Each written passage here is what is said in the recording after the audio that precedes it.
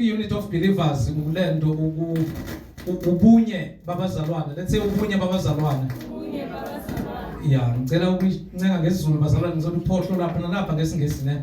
But ngicela ukuncenga ngesizulu mina nje nginabo mama bami engeke ngikwazi ukuthi ngibashiye mangifundisa. So ngicela ukuthi nje ngesizulu because ningivumele bazalwane ne. Uma kukhona ongezwa phakamisa isandla abanye bazointerpreta.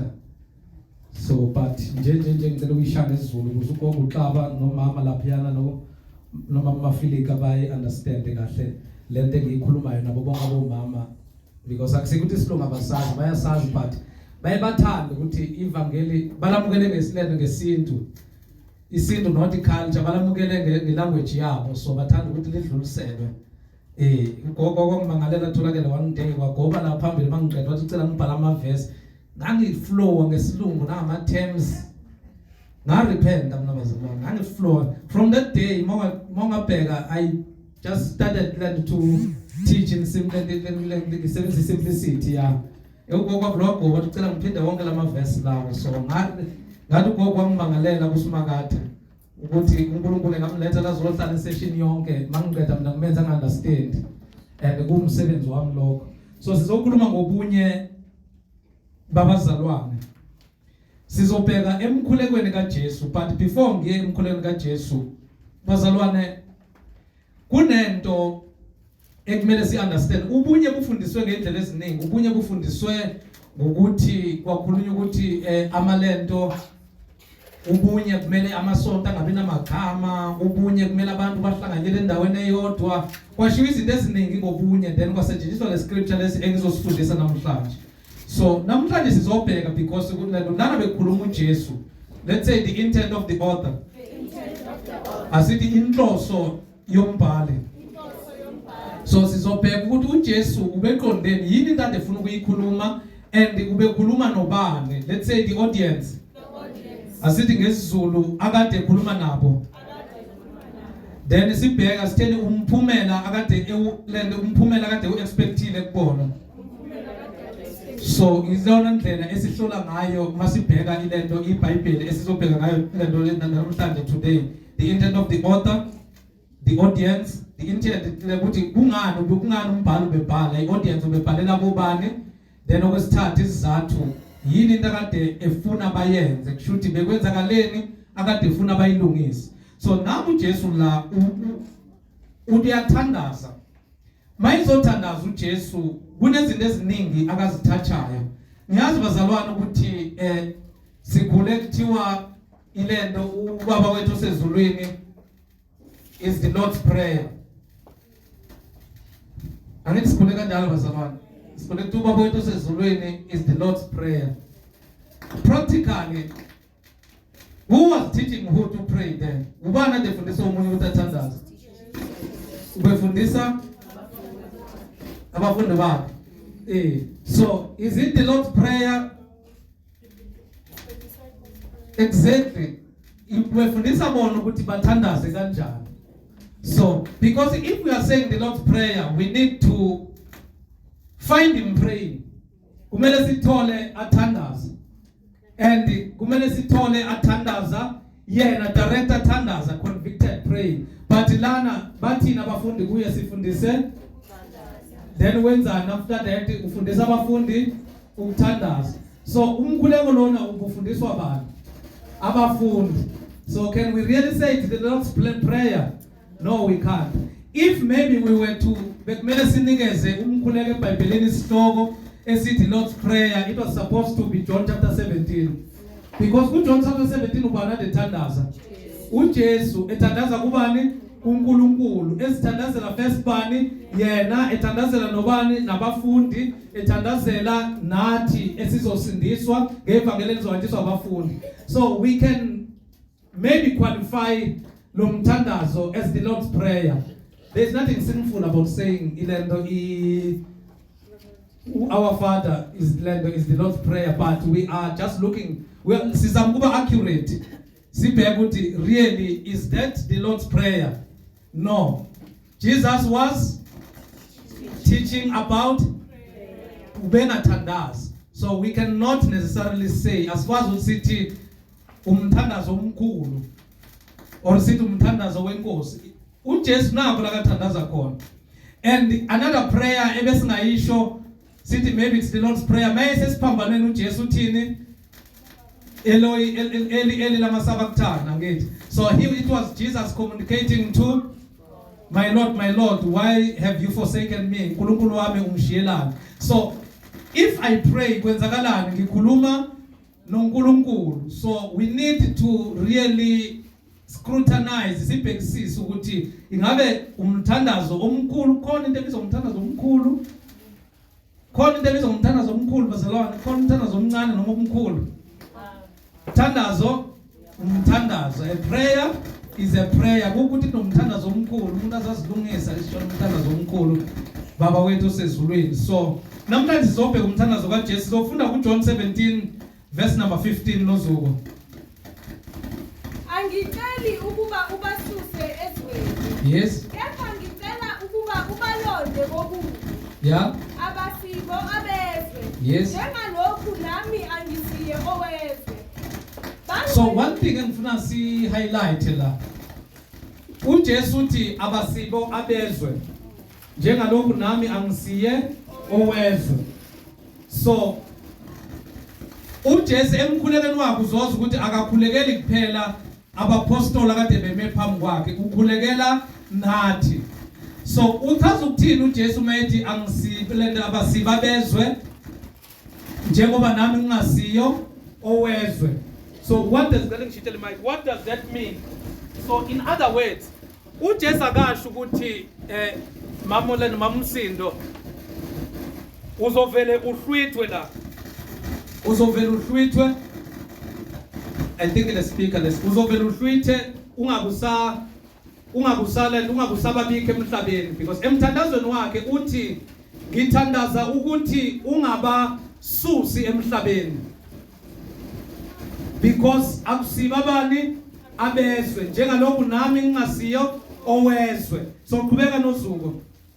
Bangcwelise ngeqiniso, izwi lakho liyiqiniso. That's the second thing that I want us before sizokhuluma ngelento context yalo mthandazo. Bangcwelise ngeqiniso because izwi lakho liyini?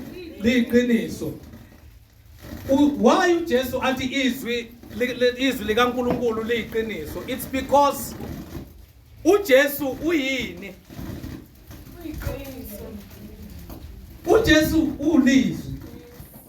So bangcwelise ngani? Because indlela lento izwi lakho liyini? Liyiqiniso. Izwi ubani? uJesu. uJesu kushuthi bangcwelise. In other words, asikwazi ukuthi thina we cannot be sanctified by any other thing, because a point that I wanted to ponder on, asikwazi ukuthi singangcweliswa ezinye zezinto. Ngike ngaba exposed to a certain religion la khona akade not exposed as in fellowshipping with them, not ukuthi bengikhonza nabo, but I was surrounded by people ababade bekhonza khona. Bewuvumelekile ngokuxaba ukuthi ungenza noma yini during the week, but mawuyongena emasangweni akulele sonto bekumele ufike uthelwe ngamanzi ebusweni. Bakuthi ufanga amanzi ebusweni base belento lapho bathi lento bayahasha bakhasha bathi lento inhlambululo, so they are sanctifying you.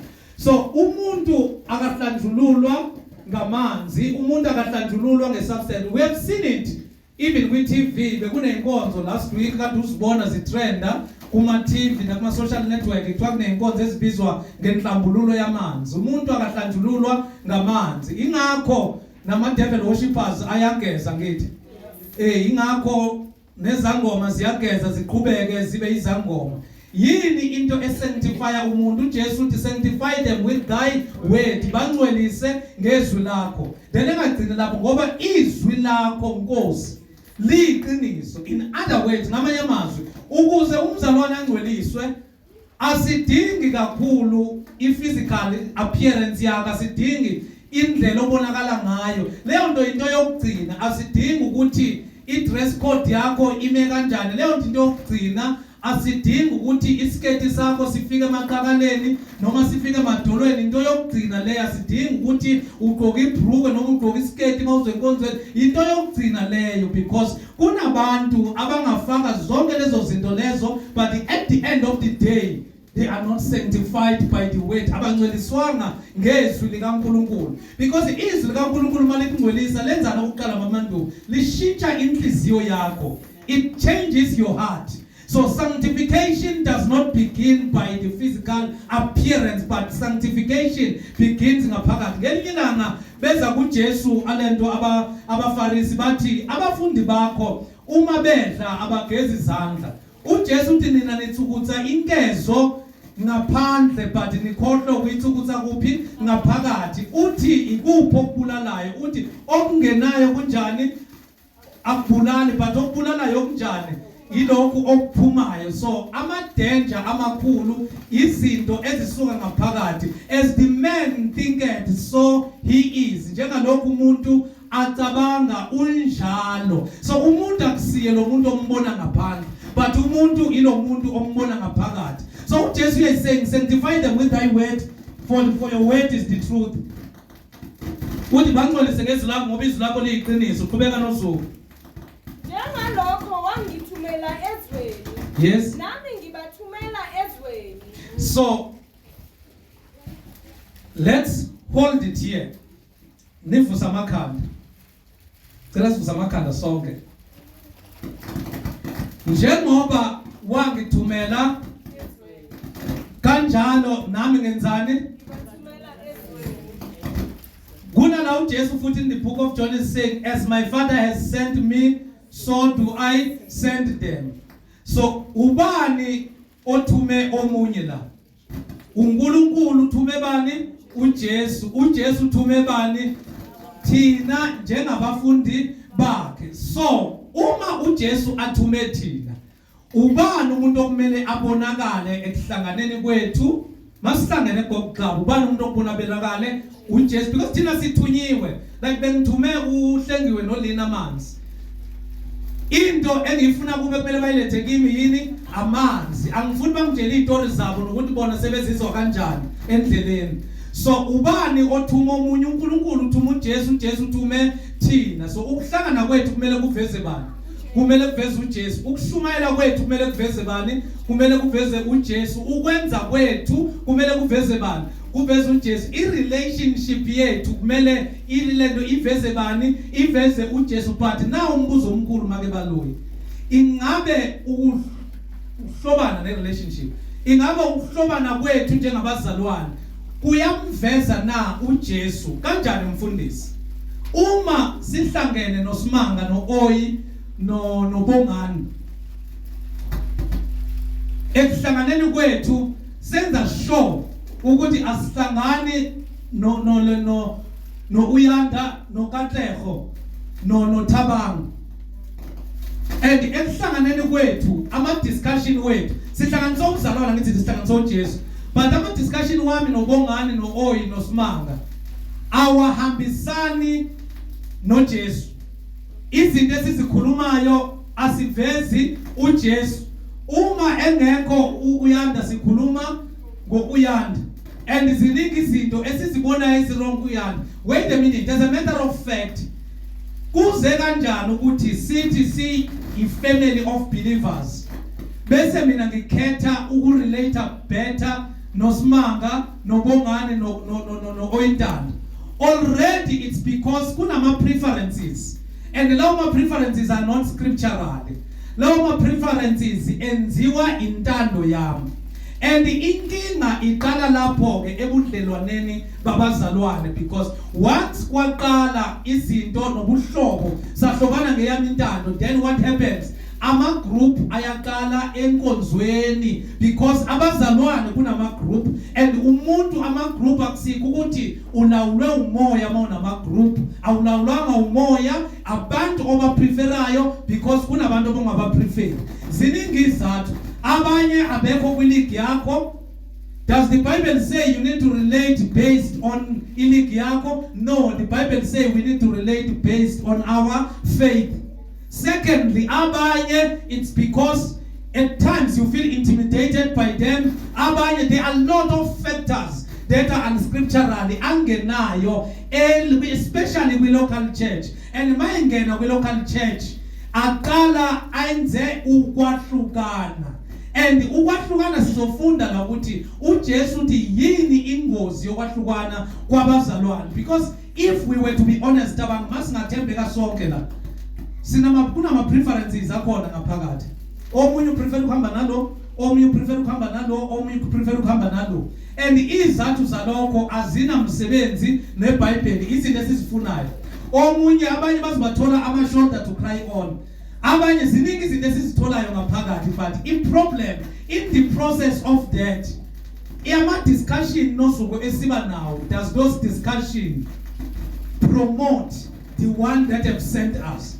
Then the answer is no. Funda khona.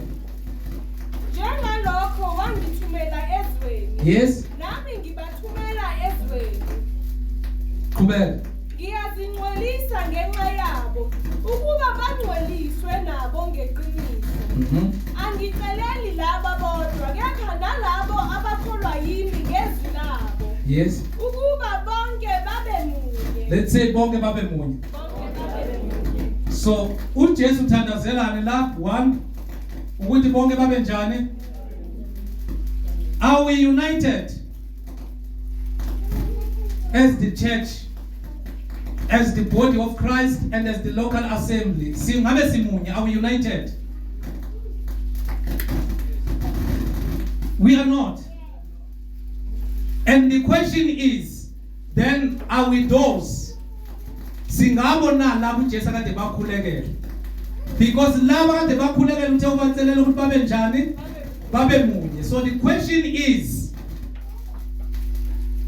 see, if indlela esenza ngayo ingabe sithi umkhuleko kaJesu uNkulunkulu akawuphendulanga na ngathi, or yithi esidecide ukuphuma kwiwili kaNkulunkulu? One, are we united not only as this local house, as abazalwane nje? The answer is no, we are not. But what was Jesus' prayer? So that there may be one. But have you seen the divisions in the house of God? Have you seen the division in the assembly? When we disperse, immediately, when we disperse, when we disperse, but usually in the gatherings, that the group Mamandu Bulega discussed last week will be the same group as over in the one. The group, so look, every time this is the same group that in the one. I can ask a simple question: that how many people on a number wabu na ikonzwe? And the labone numbers abo bangono ngani kunabayi. So that shows that our mentality and nendlela esamba ngayo, we are not following what Jesus Christ said in his word. I pray that there might be one. Let's say, I pray that there might be one. Asithi ngikhulekela ukuthi babe munye. Why nosuka khulekela ukuthi babe munye? Qhubeka. Njengalokhu wena baba ukimi, nami ngikuwe, ukuba nabo babe kithina. So in other words, yini into esenza ukuthi sibe ku baba nendodana, ukuthi sibe munye. Ngikhulekela ukuthi babe munye njengalokhu mina nawe baba simunye, ukuze benzeni babe kithi, so that they will be in us. So the question is that Jehovah City, we are seated with him in the heavenly places. As we claim to be seated with him in the heavenly places, are we seated with each other? Are we in communion with each other? See, we relationship with each other as abazalwane. And the Ummah, is there any time that you want to pray for that believer? You want to pray for that one? It doesn't happen, and it's not even actionamento that is in your schedule. Why? Because the problem is that our approach to faith is self-centered. Let's say self-centered. It's self-centered kanjani? If I'm a preacher, I'm a great preacher. That is why even preachers are not united. Preachers are not praying for each other. Pastors are not praying for each other because this thing is cascading from the top. Leadership is not praying for each other. They are not praying each other. It's all about competing. Who is preaching better than who is doing this? Who is great? Who is trending? Ubani unamaposta maningi? Ubani umuntu ovela endaweni ezinkulu? That absolutely nothing has to do with what Christ have called us to do. As my Father have sent me, so do I send you. Hey, do we ever find Christ competing? Because we find Christ. Uma kufika abafundi baka John bekhuluma naye bezama ukuzo bezobuza after bebuza uJohn ukuthi nguye nalo olento ozayo sasimlindele uKristu uthi kubona la emhlabeni akekho umuntu olento ofana noJohn, akekho umprofeti ongafana noJohn. He is not praising him in a context that he is making him God, but he's saying akekho ofana no John based on the works that he have done. In other words, uthi ningabheki kulento enibhekile but bhekani kulokhu akabizelwe ukukwenza. So there are few things nisezenza ukuthi same if we are keyboard players or if we are worshippers, we need to learn. We need to do what Barcelona.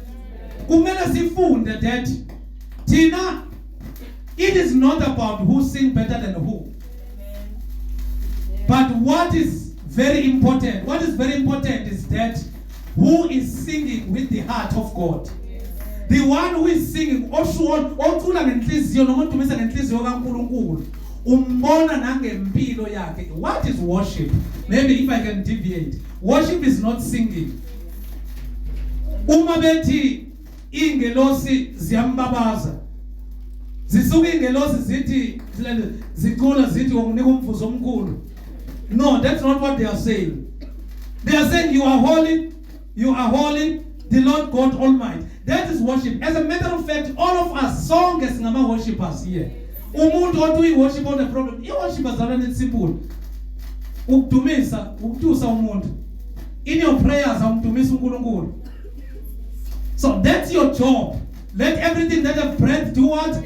Praise him. So this is the job for each and every one. So what then will benefit us if we were to compete about singing, if we were to compete about preaching? Those things are irrelevant. And there is something that is on a class. Let's say class.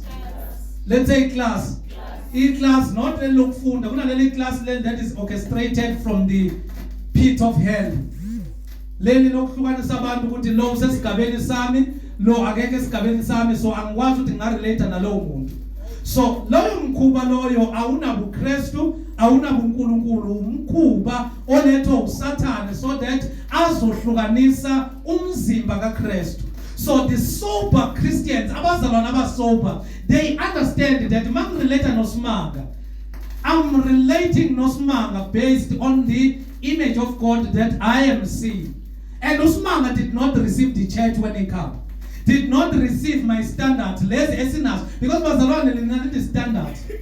uSimanga kazange wamukela ama standards lawo enginayo ukuthi kumele umuntu osondela kimi abe nje. But he received who? Christ. Who are we preaching? Are we preaching our standards? Are we preaching our expectations? But sishumayela uKristu osindisa abantu, not abantu abathandwa yithi. So yini le ekhoza i-division kumabandla noma ebandleni likaKristu? Qhubeka noZulu. Ukuba nabo babekithile ukuze izwe likholwe ukuthi wena ungithumile. Phinda leyo phansi futhi. Ukuthi nabo babekithina ukuze izwe likholwe ukuthi wena ungithumile. Qala futhi qala emuva. Ukuba bonke babe munye. Let's say ukuba bonke babe munye. Yes. Njengalokhu wena baba ukimi. Let's say njengalokhu wena baba ukimi. Nami ngikuwe. Let's say nami ngikuwe. Ukuba nabo babekithina. Let's say ukuba nabo babekithina. Ukuze izwe likholwe ukuthi wena ungithumile. Uma bemunye njengalokhu nami uJesu oluthandazayo I'm just explaining what he's saying because maybe silifunda sigijima leli verse le. Uma bemunye babuslebe. Njengalokho and istandard sobunye babo yimi nawe baba. Njoba simunye did Christ ever fought ukuthi abe uNkulunkulu mesemhlabeni? No, but he humbled himself again. So uma bengaba munye njengalokho mina baba nawe simunye bese baba kithi uthi kuyokwenzakalana uthi izwe liyokwenzani kahle yini into ezokwenza ukuthi izwe likholwe ukuthi uJesu uthunywe uNkulunkulu ukushumayela kwakho kakhulu isilungu esihle noma theological background yini la emthandazweni kaJesu into eyenza ukuthi abantu bakholwe izwe likholwe ukuthi uJesu uthunywe uNkulunkulu ukuthi babe njani babe munye ngikhulekela ukuthi babe munye njengalokho mina nawe baba simunye ukuze babe kithi then ngalokho izwe lizokholwa ukuthi wena baba ungithumile so we understand ukuthi lihindare kangakanani izwe ukuthi likholwe ukuthi uJesu uthunyiwe because the division that is within the church has caused so much confusion. Let's bring it within the local church context. Nje lasikhona kwi local church. Have you ever seen uma izinto zingasahambi ngendlela yakho? Ukuthi bangaka abantu ophuma nabo uzulimaze nabantu abasaqeda ukusindiswa. Kunabantu abaningi namhlanje abahlela abangasindiswanga. Kunabantu abahlela bangayi enkonzweni. Labo bantu labo abazange balinyazwa izwe. But labo bantu balinyazwa izinto ezenzeka ngaphakathi endlini yokuhlangana. They came hoping ukuthi ngaphakathi enkonzweni kunomehluko ngaphandle. Abanye bangenile bashelwa ngithi. Akibazalwane kuyenzeka. Bangenile bashelwa bafundisi. Abanye bangenile barodwa then abanye bangena badibana nezinhlebo ezingaphakathi kuma local churches. Uma abanye bangena bacwaswa ngokwestandard nangemali abanayo. Abangagqoki ngendlela ethizeni ababekwe endaweni ethizeni, abangahlala endaweni ethizeni ababekwe endaweni ethizeni. Then abanye bacasuka mabephuma lo waqala wakhuluma kabi lo wakhuluma kabi lo wathi mina ngikhishwa yilo lo kwaba nje kwabanhlanga sumka nomoya bagcina bephume nabantu babecela ukuphuma nabantu benzani then they left people stranded. What happened to those souls? Those souls zitshela abantu that want to go to the church ukwenzakalani ungayi lapha ngoba kunjani lapha yana kunje kwenzakalani. The division has caused what izwe ukuthi linga kholwa ukuthi uJesu uthunywe uNkulunkulu. So do you understand those petty things, those unnecessary things, lezinto lezi ezisingenasidingo esizenzayo ukuthi idanger ezigcina zikhosini ziqala kuphi mfundisi? Ziqala ekutheni umama Mandubu aziphilele noma Mbaloyi bangafuni next ezobahlanganisa nogogo Xaba, bangafuni next ugogo Xaba noZuku into ezobahlanganisa nomama Umsindo, umama Umsindo aziphilele nogogo makhelwane wakhe, bangafuni next ezobahlanganisa nomama Mafilika bakhonze kuphela noma kuxhawulwana. You can see that this one is passing this one, they are not paying attention. We don't care about each other, we don't care about any other thing, we care much about preaching. Why? Because preaching is going to make us to be popular, and we have failed. Sihlulekile kuma fundamentals eBhayibheli. Ngizofundela iscriptures okuthusa la ukuthi uJesu akutshela ukuthi iluphi uphawu oluzobe lubekwe kwabangabakhe. So how izwe kuyomele lisibone kanjani? Nathi kuyomele sibonane kanjani? Uthi abantu babonakala ngani? Ngokuthandana. So it's a simple thing. Akasho ukuthi abantu babonakala ngokuthini ukuthi benza ama open air njalo. Sinawenza ama open air. We can win the souls, but if we don't love each other, if we are not united, it is less. Because even those souls that we are winning, leyo mphefumulo esiwinayo izongena iphinde ibuyele emuva because ngaphakathi there is a stagnant, kuna stumbling block, and that stumbling block is division. That is division, but zalwane, it's not something that is caused by like churches. It's what you have ngaphakathi. Then these preferences that you might have, those are the division. Because if I don't care about Umama Umsindo, I don't talk about Umama Umsindo, ngizokwazi kanjani izinto akazidinga? It's either kungaba semoyeni, it's either kungaba senyameni, it's either kungaba information akayidingayo. But if I don't make time for other believers what is going to happen. That is why abazalwane bathi church heads. You know what, sis? What church heads? They make friendship, they become comfortable with wrong people, they even disclose their secret. Then the day that relationship that was not orchestrated by God, remember it's a relationship that you chose. And the relationship what you choose in you went extreme to one umthanda and you went extreme omunye ukuthi ungamthanda. So you caused delay to division. Then you became so comfortable. If something is not going well, esontweni une group yakho ozokhuluma naye ukuthi but niyabona. Understand that this one thing, who have sent you? As my Father have sent me, so do I. So the things that we talk and we commune with each other, izinto lezi uKristu akasithumele zona ukusizisho?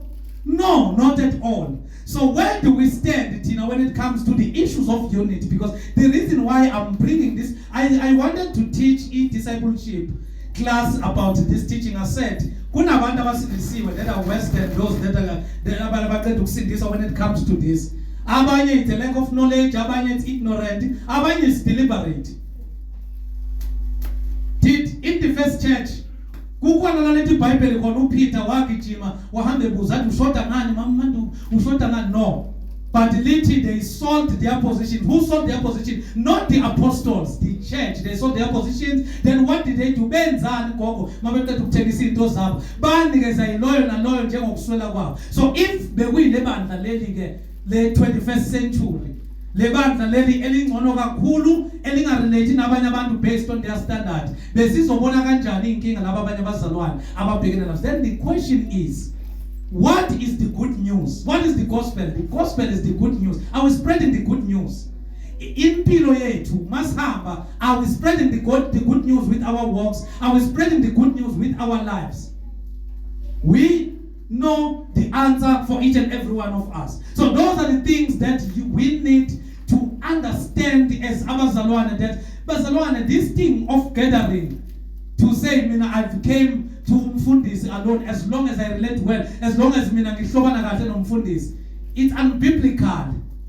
Nami ngumzalwane, nami ngiyini, I'm bound by the standard. Nami ngibanjwe ama standard ukuthi kumele ngirelate nabantu njengomzalwane. So mawuthi wena relate better nomfundisi kuphela, then une problem because kunomzalwane oyi preference kuye based on what he is doing, but abanye they are not preferences to you. So we need to be careful bazalwane when it comes to the issues of relating and the issues of relationship. It goes even further.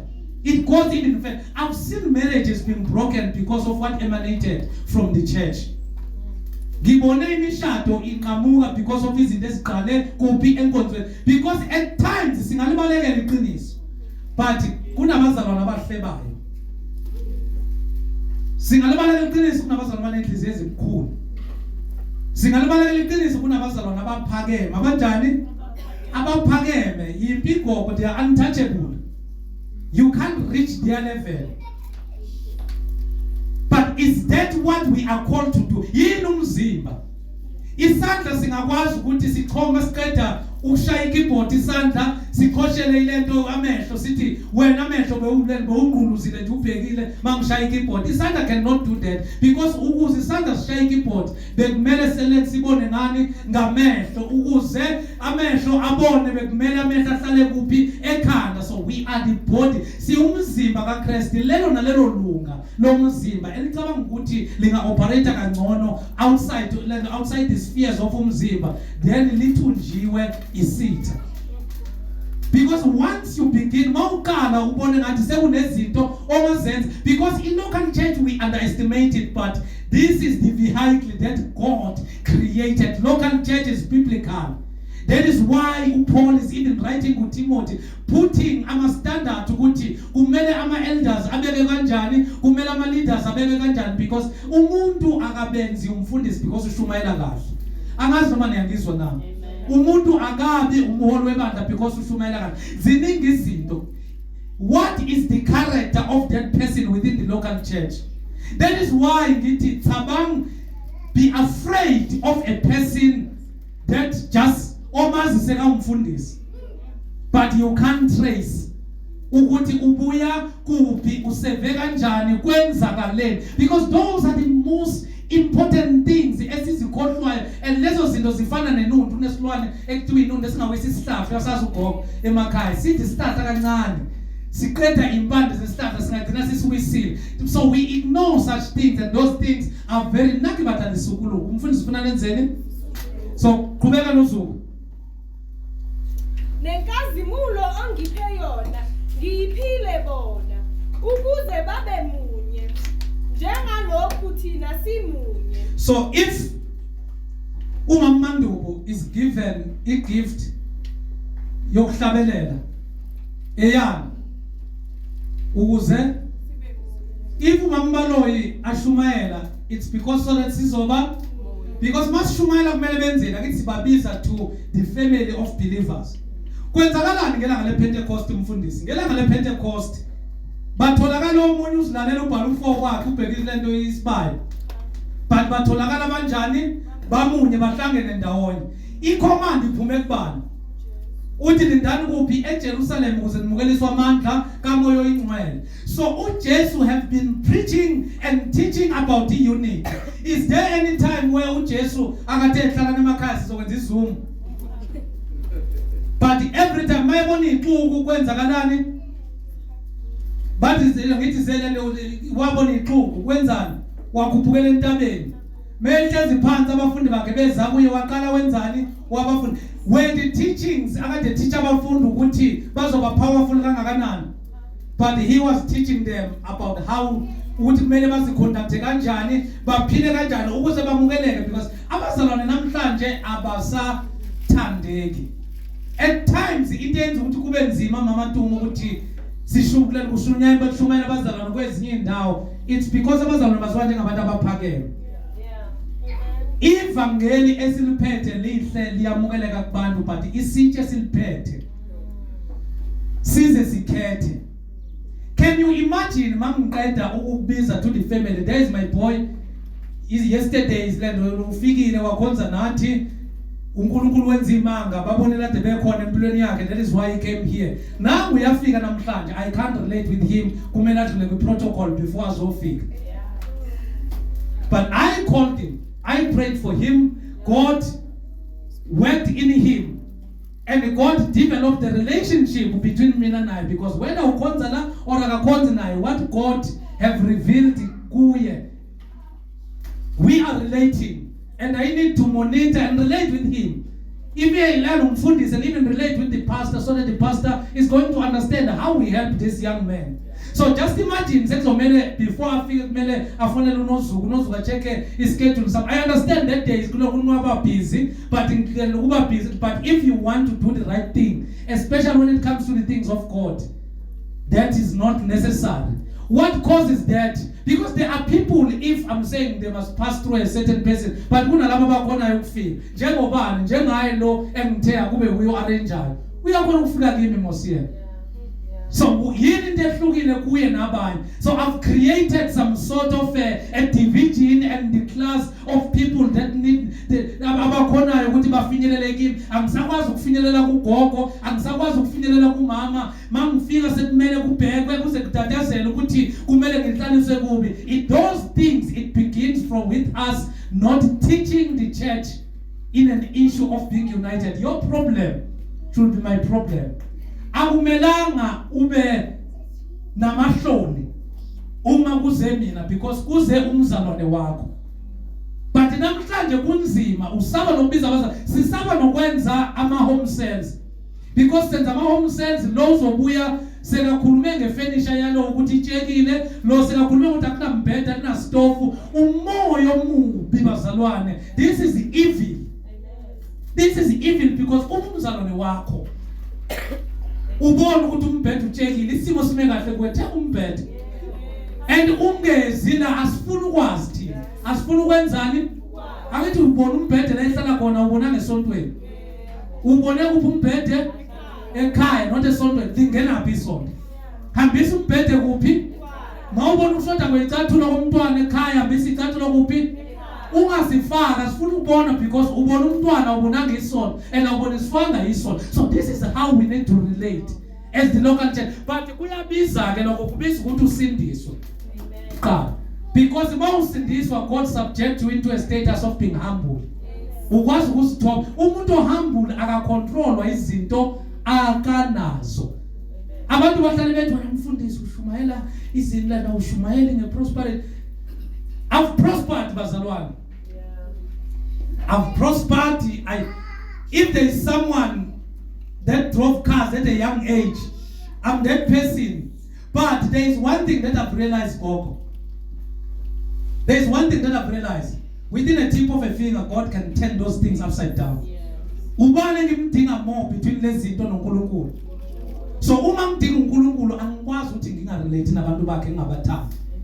I cannot be an enemy of the local church. And lethi yaqhubeka noma sishumayela ngaphandle.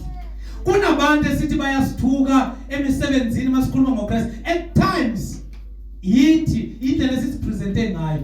Just imagine if I were to present myself to lento uSindi is lento is a sin of my apostleship as well. If I were to present myself to Cindy, coming from KwaZulu-Natal ngasekhaya, where kunama roots nempande sama culture nazo zonke izinto, and present myself and come and say awuye ezulwini, when awuye ezulwini, ngicabanga ukuthi lo muntu wengalithatha lelo vangeli. Because if ivangeli liphethwe yidlapha umuntu ongenamusa, but if we relate no Cindy by showing her the love of God, simbonisa uthando likaNkulunkulu, but uthando likaNkulunkulu awulukhulumi ke because abantu babheka wena ukuthi uthando likaNkulunkulu lukhona na kuwe, because as my Father have sent me, so do I want, so do I send. Njengalokho babemthumile nami ngiyanithuma. So thina the reason why uJesu athi ke asicese noma sisemhlabeni asiba wasemhlabeni indlela esizophila ngayo. So let us scrutinize our lives ukuthi siphila kanjani emhlabeni. Akithi siyavuma ukuthi asiba wasemhlabeni, sisemhlabeni, but impilo yethu ayisubscribeanga na ezintweni zomhlaba. Because izinkinga eziningi esinazo nabazalwane abanye, they are not based on the things of the spirit.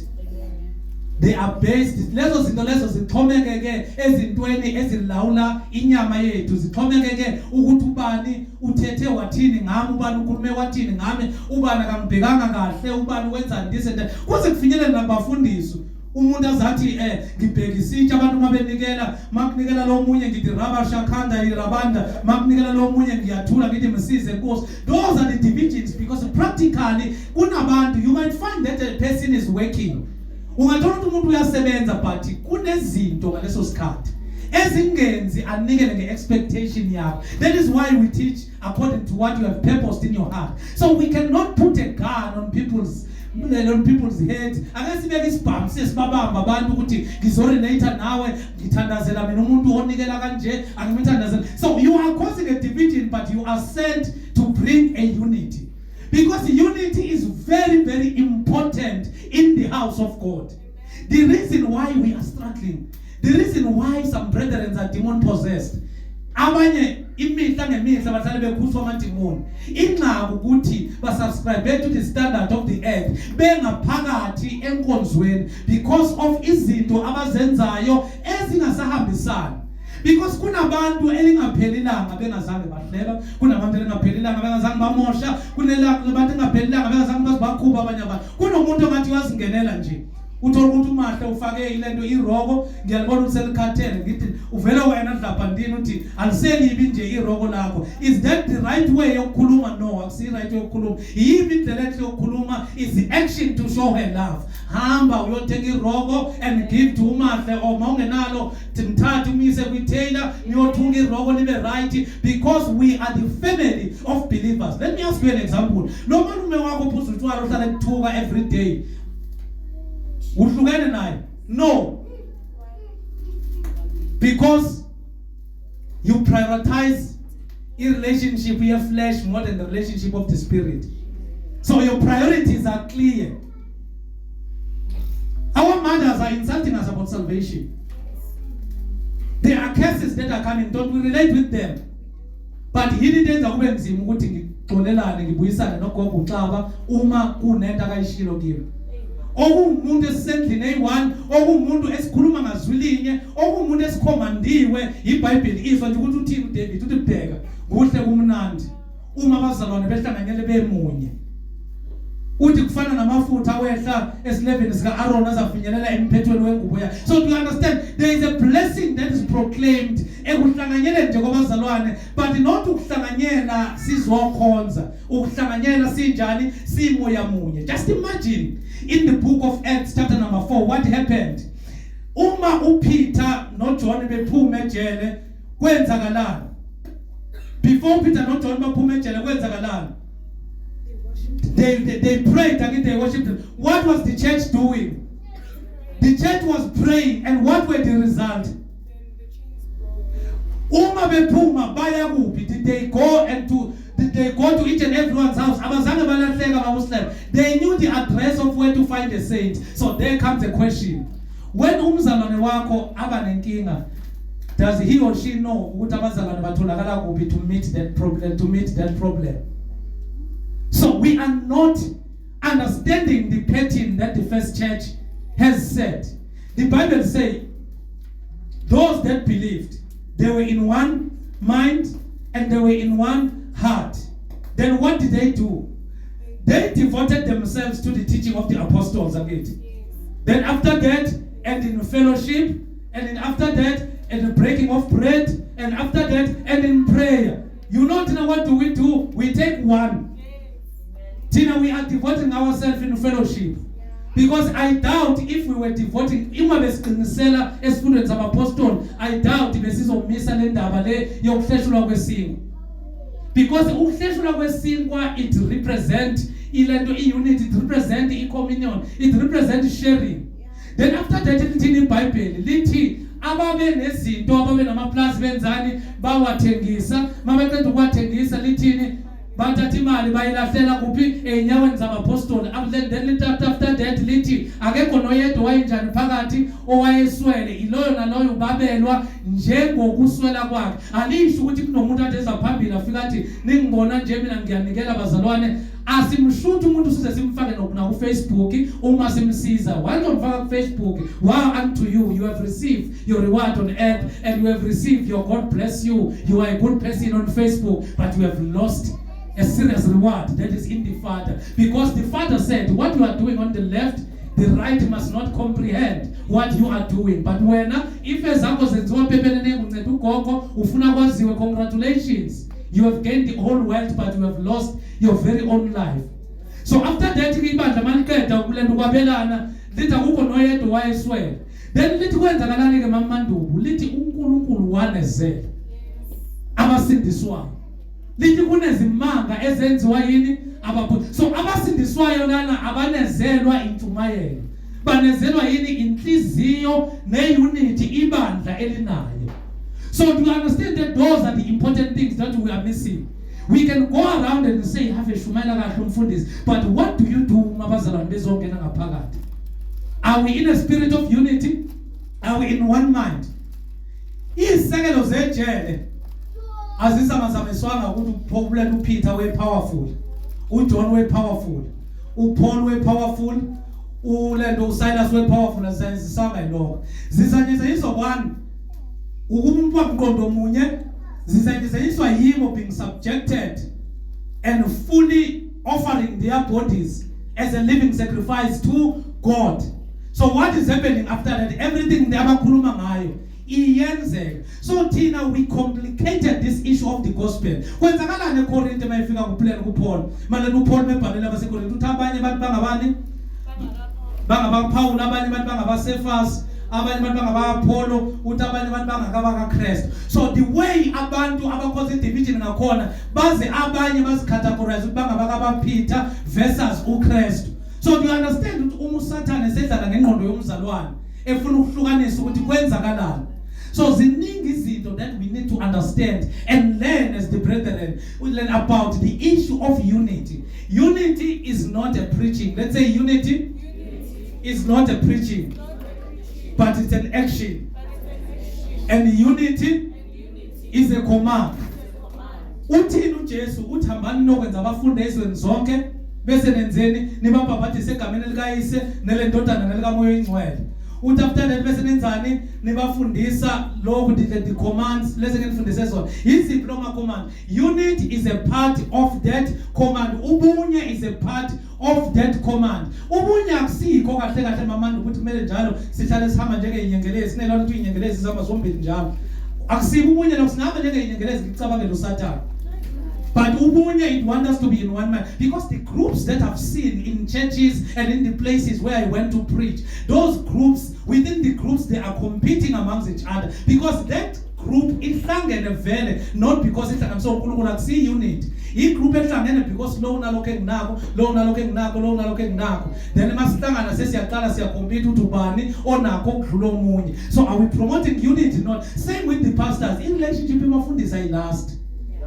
And last relationship abafundisi today sinale 20, kusasa sinale 15, tomorrow sinale 15. Why is it's because it's not that kunezinto zikamoya ezihlukanisayo. Into ehlukanisayo it's because when my pride is tempered with, I have a problem. Nalomunye when pride yakhe is tempered with, a problem. So kwenzakalani njani ngikhetha labo abazohambisana nami ngishiye labo bangahambisana nami. But are we promoting unity? And what happened mangishiya lo ngiyaqala ngikhuluma lo ukuthi wenza kabi, wenza this and that, but the timing sasenayo bengingayi. So do you understand this lesenzakalayo? So those are the yona inundu le edla kancane isihlahla igcine destroy wonke umzimba. There is nothing wrong. So Jesu ukuthi ngikhulekela ukuthi babe njani babe munye.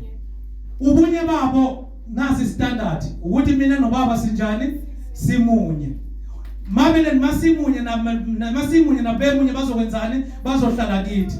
So in other words, as we are divided, we are not in them. So when we say in him we move, in him we live, and in him we have our being, see show out of context, we must understand that asikho kuye if we are not united to each other. Let me give you this one scripture. There were so many scriptures that I wanted us to read, but because of time, I'm already 6 minutes. Phezu kwesikhathi sami. Kune scripture ngifuna sithi sifuna nozokuya ku John 13 verse 34. Let's say commandment in the New Testament. Let's say commandment from Christ. Ngininika umyalo omusha wokuba nithandane njengalokho nginithandile nani nithandane. So uthini uJesu nginika umyalo omusha ukuthi nenzeni Nithandane. So uthando lwenu kumele lube njani njengoba nami a new commandment I give unto you that you love one another as I have loved you. So uJesu uthi kumele sithandane kanjani njengalokho enjani Asithandile. So njoba lo mzalwane ungamzwisisi yona indlela uJesu akakuthande ngayo. This is a rhetorical question. Njoba nalo ungamzwisisi yona indlela. This is how you are saying indlela akakuthande ngayo, because Jesus is clear. This is a new command I give unto thee, that you must love one another as I have loved you, that you also love one another. Verse number 35. Ngalokho bonke bayakukwazi ukuthi ningabafundi bami. Yes. Uma nithandana. So in other words, there is a burden. Let's say a burden. Kunomthwalo onga. This is not a question. This is not negotiable. There is a burden. Kunomthwalo mama Ntume uJesu akawulahlele emahlombe wakho, akawulahlele emahlombe wami ukuthi kumele ngithande njengalokho enjani engithandile. So i-question ke uma ngingahlekisa ngeinkinga zakho, kade ngineyinkinga ezingaka, ezinye inkinga ezingabonakala uKristu azikhavile, ngikuthanda njengalokho uKristu angithandile. But do you understand the point that I want to paint? Siya understand ubuzenzisi bethu njengabazalwane bangakanani. So uqala ngalama group esinawo ngaphakathi nama preferences esiwathuzayo. This is the commandment, the new commandment I give unto you, that you love one another as I have loved you, that you also love one another. By this shall all men know that you are my disciples, if you love one another. So what is the sign? Iluphi uphawu esibonakala ngaso sabafundi bakaJesu? But that's not. Yini bazalwane sibonakala ngayo? So sibonakala ngento esinganayo. Because if there is one thing that is lacking in the family of believers is love. We understand that, and I want to bring it home a bit. 3 minutes said.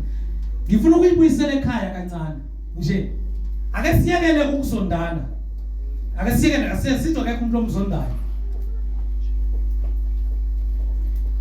uhlala lapho mambaloyi ningangiphendula uhlala lapho nozuko uhlala lapho ugogo uMafilika uhlala lapho umama kaTungu uhlala lapho uSimango uhlala lapho uBongani sabafazi abazi nokuthi indodana kaMama uMsindo le the way esingazana khona abanye bebengazi ukuthi le indodana kaMama uMsindo abanye bethu abazi ukuthi indodana kaBaba uSilephe le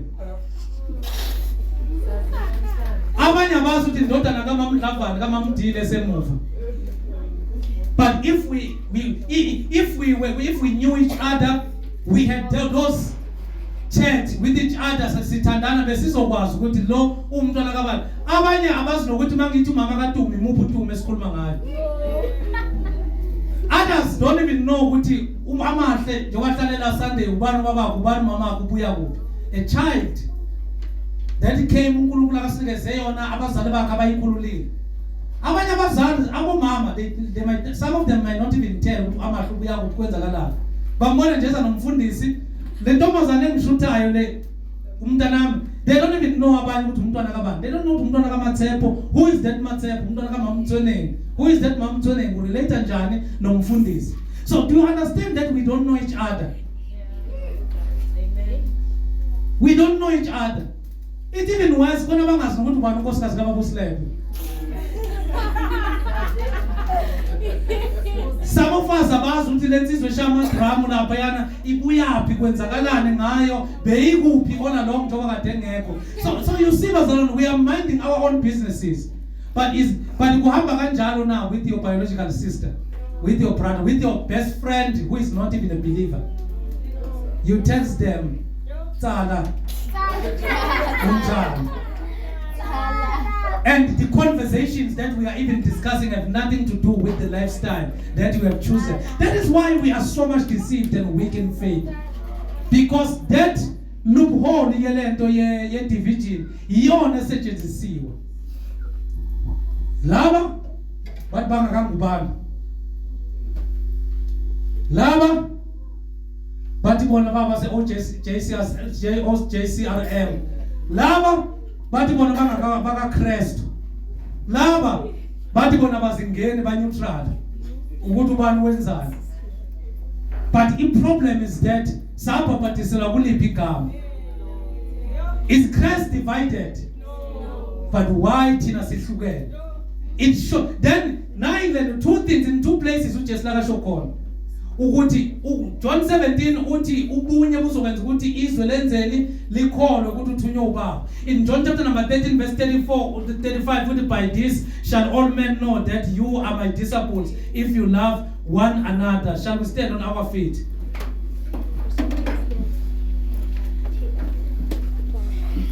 Shall we stand on our feet? I'll just read this quickly. Let's say the mind that was in Christ. Asithi umqondo, asithi mawubeka ithi lo umqondo owa uKristu. uPaul uthi in Philippians chapter number 2 verse 1 uthi if there be therefore any consolation in Christ, if any comfort of love, if any fellowship of the Spirit, if any bowels and mercies, verse 2, fulfill my joy that you be like what, like-minded. Let's say like-minded. Let's say having same love. Let's say being of one accord. Let's say of one mind. Then Paul verse 3, let nothing be done through strife or vain glory. Let's say vain glory. But in lowliness of mind, let each esteem other better than themselves. When last did you esteem omunye umuntu better than yourself? Uke nje wazehlisa wabhekela omunye umuntu phezulu. So Paul uthi let nothing be done through strife or vain glory, but in lowliness of mind, let each esteem other better than themselves. Then 4 uthi look not every man on his own things. Let's say look not. Let's say look not every man on his own thing. Let's say but every man also on things of others. Verse number 5. Let's say let this mind be in you, which was also in Christ Jesus, who being in the form of God, thought it not robbery to be equal with God. Njengoba thina sikwatiswa nje ukuthi anginikwanga ithuba lokuphefumula. Angisezi nasenkonzweni. Instead of esteeming the one that was tasked to preach and pray for them. Siphakamise bona. If Mambalo is the one that's tasked to preach, let us pray for her. Some of us can't even go if a certain individual is selected, because we have those standards that Tina we can do better than that other person. That's not the mind of Christ. This is a vain glory. That is why when we are given an opportunity, we will end up messing up because we want to prove a point. We will operate with the knowledge and the previous experience and our power instead of allowing the Holy Spirit to speak through us. So that's a vain glory. So Paul, but he made himself of no reputation. Let's repeat. He made himself of no reputation and took upon him the form of a servant and was made in the likeness of man. And being found in fashion as a man,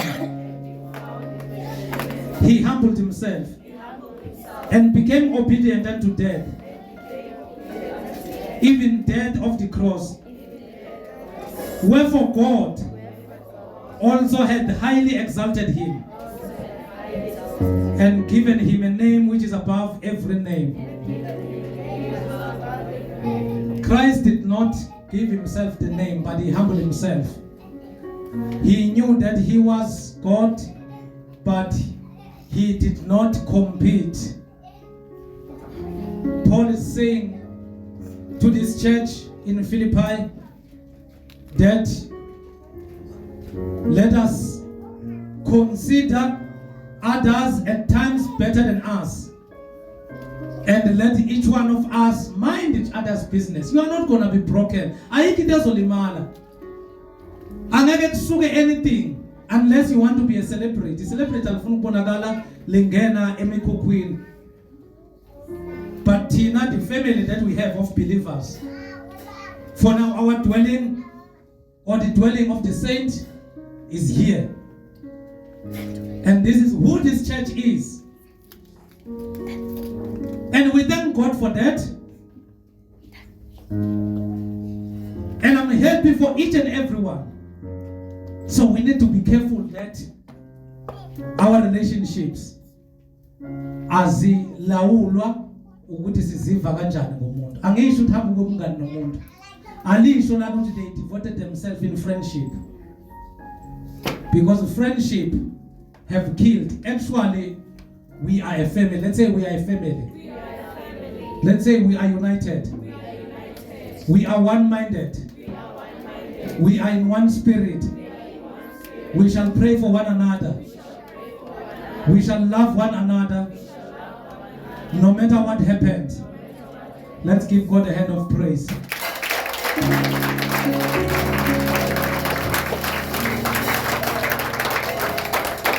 Father, your word is true. Your word is you. You exalted your word above any other names.